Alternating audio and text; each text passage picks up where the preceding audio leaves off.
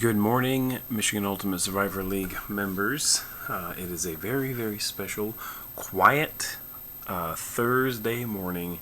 It is 5:55 a.m. and I'm making this podcast kind of quiet because the rest of the family's sleeping. But with a weird Tuesday game, it threw off our regular schedule. So here we are. I've been up since 3:45 a.m. getting work done. So tried to go back to sleep, couldn't do it. So here I am doing the podcast, getting it up before the games on Thursday so we know exactly what we're looking at. I hope the audio is okay on this. I'm really not trying to be loud and wake up the rest of the family, but here we go. Let's look at we're going to start off. Look at this. This is the best thing. My hair's all a wreck. I get that. I really do. Guess what? I don't care. You have to deal with it. The best thing so far this week is that we can talk about the fact that we have 0 teams that have not won a game. So now, with Willie Ledford and Chubberts and Whispering Eyes and Savage FC, and yeah, those are the ones. Those are the last 4 teams to get wins, and they all 4 got wins this week. So congratulations, especially to Savage FC. If I had said last week, he had a lot of points, but just didn't get any wins. So now, if you notice, he is way up at the top in terms of, 1 and 4 teams. He's second from the top, only behind Tallywhackers, who was Josh Cramton, who is a phenomenal owner who just did not submit a lineup this week. So, and unfortunately, one of his teams was playing the number 1 team in the nation. So, that was not a good move, but it happens. Nobody's perfect. We love you still. But now we go down. And Hammer 24/7 is the worst team in the league. I think he got randomized this week.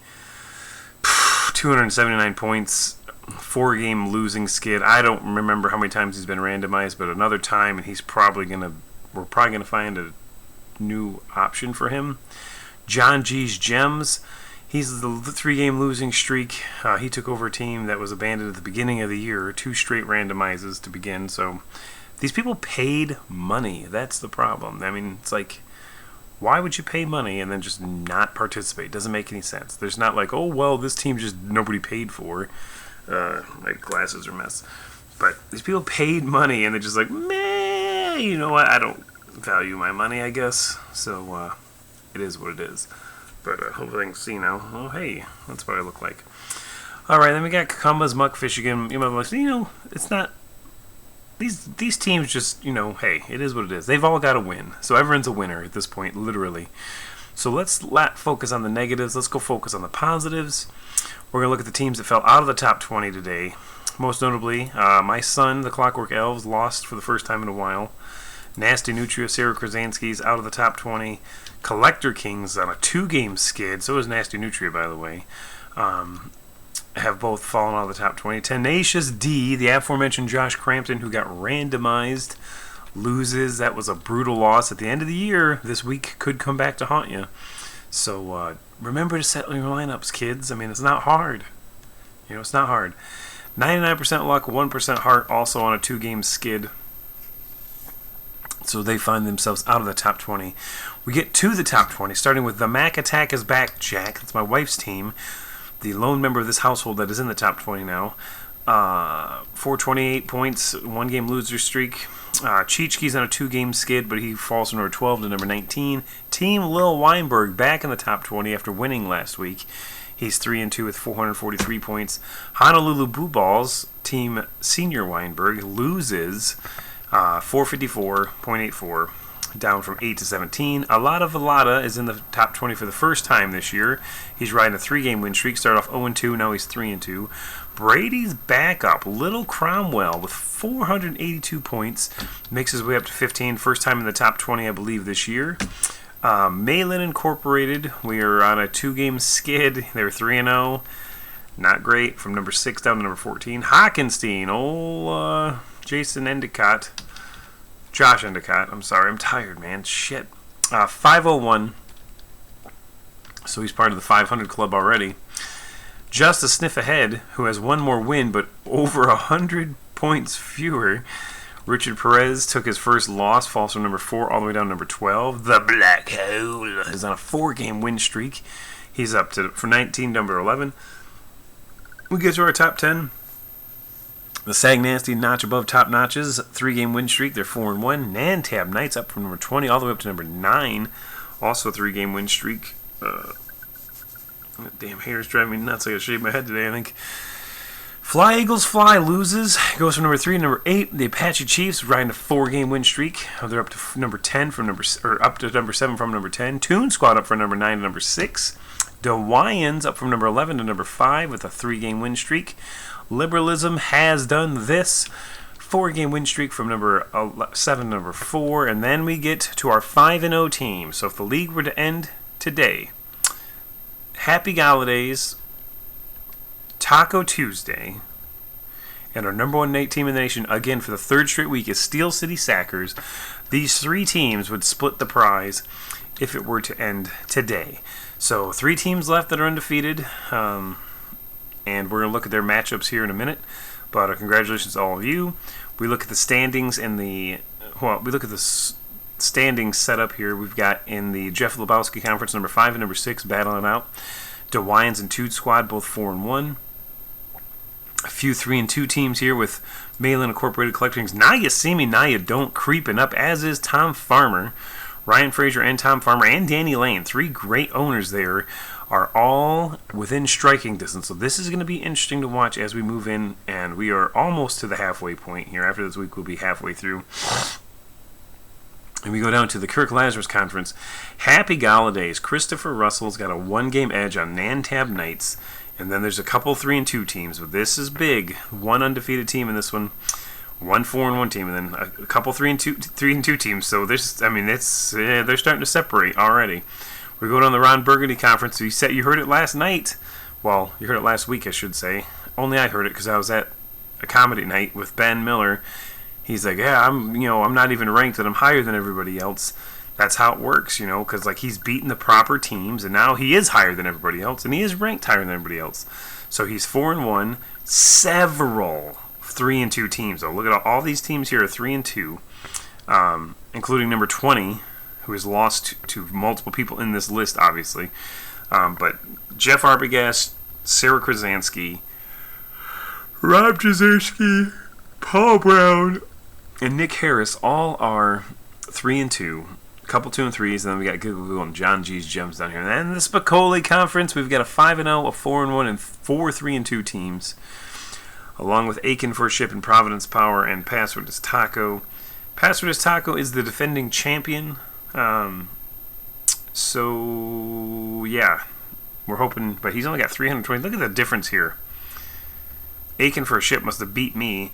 363. I've got 440 points, and these other guys have 326 and 363. I've actually got more points than almost everyone in this league.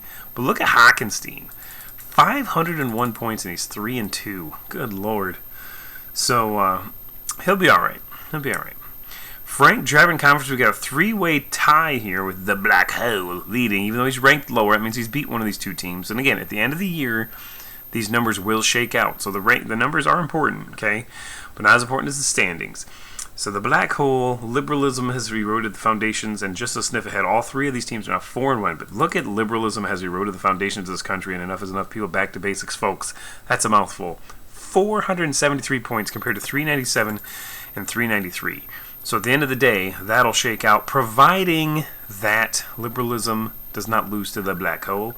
There are also 3 teams that are 3-2 here, so this is anybody's division really, including Play with Mike Ditka, Tony Cromwell, Alada Falada, and Hernandez Hitman, 3-2. Antoine Bacon coming back. Then we go down to the Brody Bruce Conference. We have 1 5-0 team with Taco Tuesday. That is Scott Miller. Fly Eagles Fly is Mick DeBow. 5-0, 4-1, 4 3-2 teams. So this is still tight. But whenever there's a 5-0 team, you got catch up to do. So this one right here is really the hottest division race right here. The Frank Driven Conference, 5 teams or 6 teams within striking distance. And this one here too, same thing. There's 1 4-1 team, but a lot of 3-2 teams. So yeah, no 5-0, not a lot of 5-0 teams, which is is good for everybody else. We're going to take a look here and see...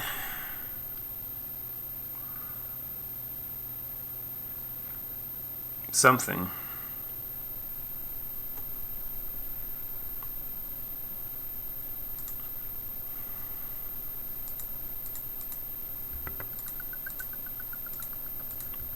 Just taking a stat to look to see. Dak Prescott, luckily people started him, including myself. Brutal. I don't have the stomach to watch that injury, by the way. But Josh Allen, Kyler Murray, Russell Wilson, and Aaron Rodgers all up there quite a bit. Means a lot of people, more than half the league, has used all those players, except for Russell Wilson's very close to half the league. But no, half the league missed out on Dak, though, man. He's not coming back for a while. We go to running backs. We've got Alvin Kamara and Austin Eckler leading the charge. Kenyon Drake down here, 33 people started him, but he's way down at the bottom. And then... oh, God. Wide receivers. DK Metcalf is a stud, and he's up there, 46th, number one started wide receiver so far this year. Followed by Tyler Lockett, Calvin Ridley, Stephon Diggs. Any 30s down here? Not really. Tight ends, kickers, nobody cares about. Let's look at the defenses here and see who's the started players. Colts, Rams, Ravens, 49ers. It all really depends on who's playing the shitty teams when it comes to defense, you ask me. We're going to move to the schedule this week. We're going to go down. We are in week 6, I believe now, right? Yep. All right. Well, hey, here we go. Let's look at this right here. DeWians and Toon Squad. Game of the week. Calling it right now. We have multiple top 10 games here. DeWians and Toon Squad are playing for first place. They're both 4-1. Huge, because it's really almost worth... it's kind of the importance of 2 games, because not only do you get the win, but you also get the tiebreaker. So DeWians and Toon Squad, they need to submit super lineups, because it's very important to win those games. Muck Fishigan, Chris Amos is 1-4. Whatever. Now you see me, now you don't. Taking on Granny's Baloney Curtains. They're moving up 3-2, 2-3. We got Double C's taking on the Bean Team. Zeke's Relationship Corner taking on Collector Kings. The Donkey Puncher taking on Honolulu Balls. And here's another top 10 team. It's Happy Galladay, number 3 in the nation, takes on number 9, Nantam Knights. 5-0 versus 4-1. That's huge, huge game. Can Savage FC keep it up with a 2-game win streak, taking on Concussion Protocol, OJ? Let's see. AOC versus Most Unknown. Brady's backup taking on Squadrels, who's running a 2-game win streak. Freedom Fighter taking on the Clockwork Isles. Cloakle Kiss taking on Cheechki. That's a 2-3 versus 3-2 game, so that's important still. Got to realize that.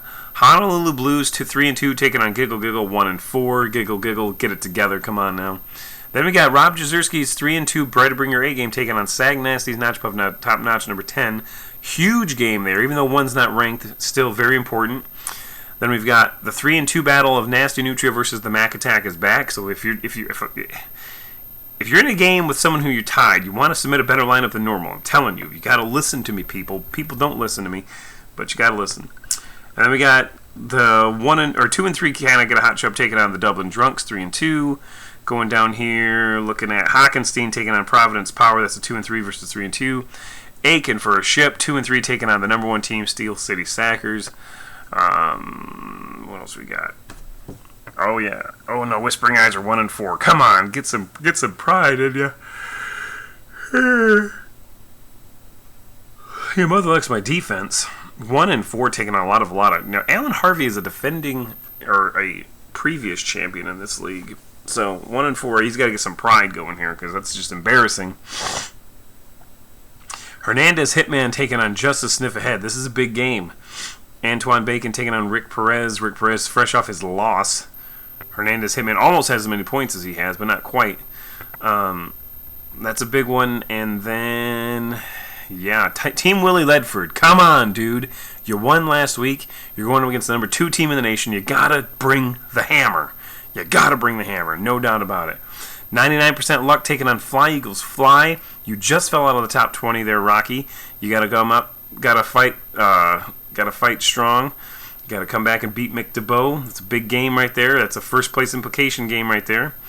And then True Blue Wrecking Crew, Roger Brewer taking on Team Lil Weinberg. You can put that kid back in his place, knock him out of the top 20. And then finally we have Monstars taking on New Orleans Rock Chucks in a battle of 1-4 versus 3-2. So, two huge games. Obviously, Nantam Knights taking on Happy Holidays and DeWine taking on Toon Squad. Several really important games. Most notably, Hernandez Hitman versus Just a Sniff Ahead. And there's a couple other ones that were very good. So that's it. Not my usual energy, but it is now 6:11 a.m. I'm going to post this so you guys can have this. You know, especially those teams that I mentioned that are fighting for first place, submit better lineups than you normally do. It's great to have people for the playoffs, but it's even better to make it to the playoffs. So we'll talk later. Hopefully there's no COVID-delayed games this week, and we can go back to our regular Tuesday podcast, but we'll see.